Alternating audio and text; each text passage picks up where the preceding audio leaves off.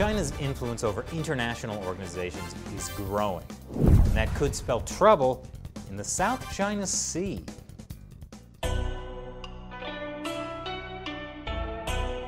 Welcome to China Uncensored. I'm Chris Chappell.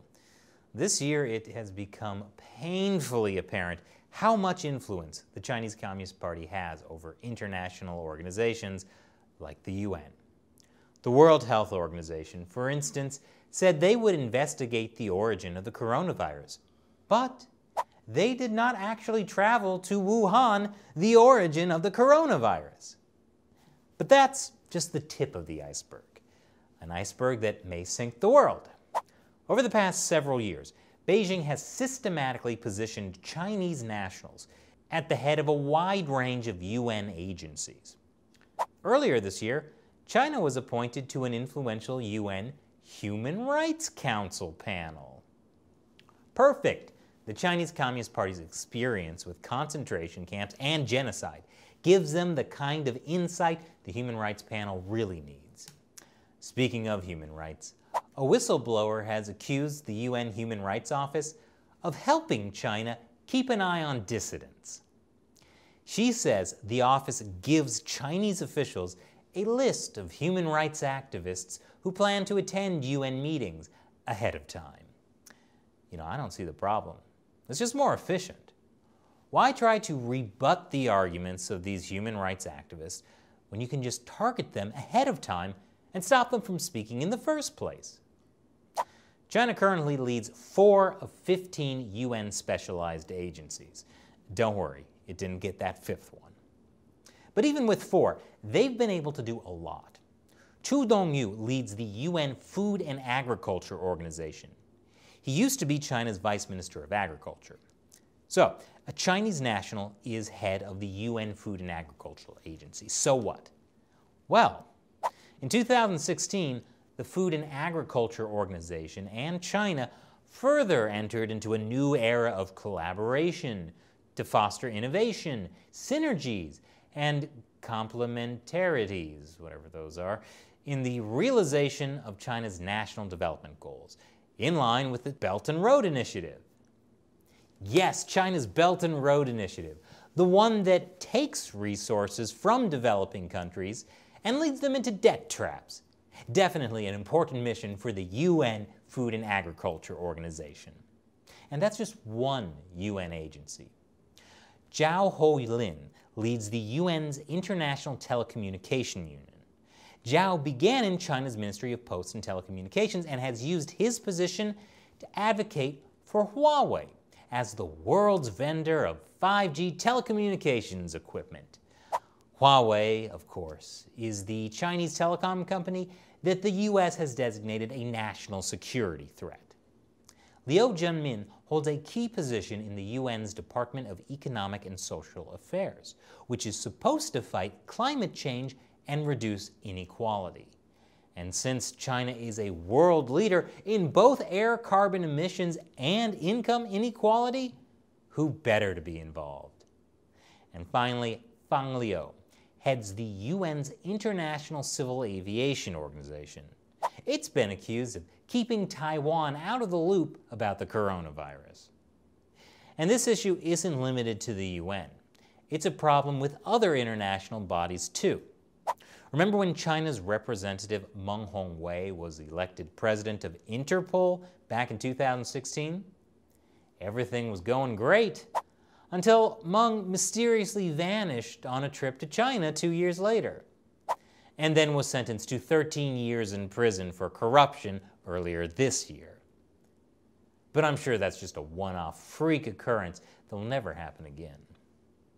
Apparently, China's growing influence is not something international organizations are worried about, because last month, Chinese national Duan Zhelong was elected to serve a 9-year term as a judge on the International Tribunal for the Law of the Sea to oversee maritime disputes, which China, again, should know a thing or two about, because it claims the entire South China Sea and is involved in maritime disputes with all its neighbors.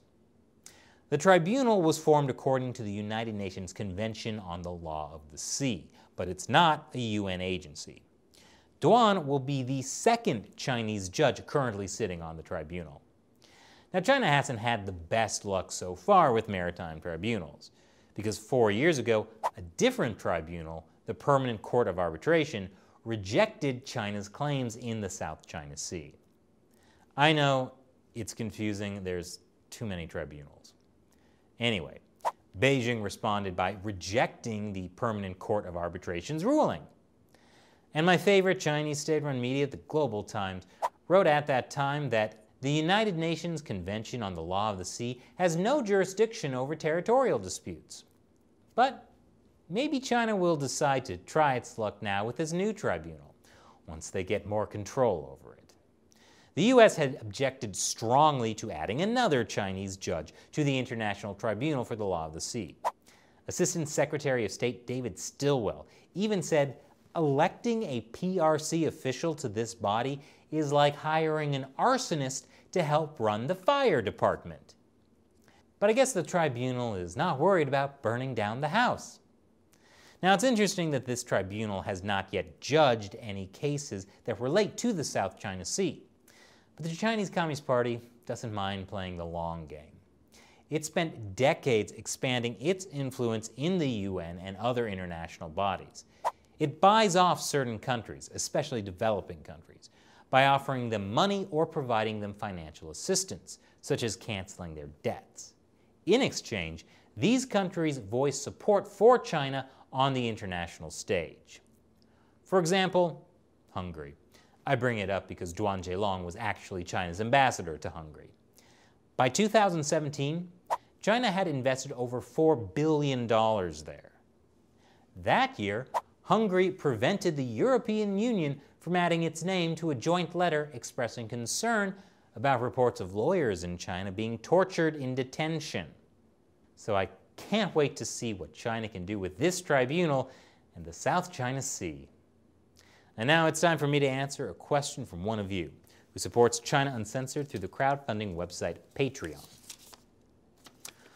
Somchai asks, can China make their RMB stronger so the U.S. sanction will not affect them? Good question, Somchai. So this is in reference to the U.S. sanctions on Chinese officials who cracked down on Hong Kong, as well as Chinese companies. Broadly speaking, the way these sanctions work is they stop U.S. companies, like banks, from doing business with these people and companies. So it doesn't matter how much China changes the value of the RMB, these sanctioned people and companies will have a hard time doing any kind of business internationally. It's a very clever way to do sanctions, because U.S. banks are the ones that have to actually implement them or else risk getting into big trouble. There's not much the CCP can do about it. And they may not even try to do much because the U.S. didn't go after all CCP officials, just specific ones. And since Xi Jinping isn't personally affected, he may choose not to fight this battle. Thanks for your question, Somchai. You too can support China Uncensored and help us keep making episodes like this. Visit patreon.com/China Uncensored to learn more. Once again, I'm Chris Chappell. See you next time.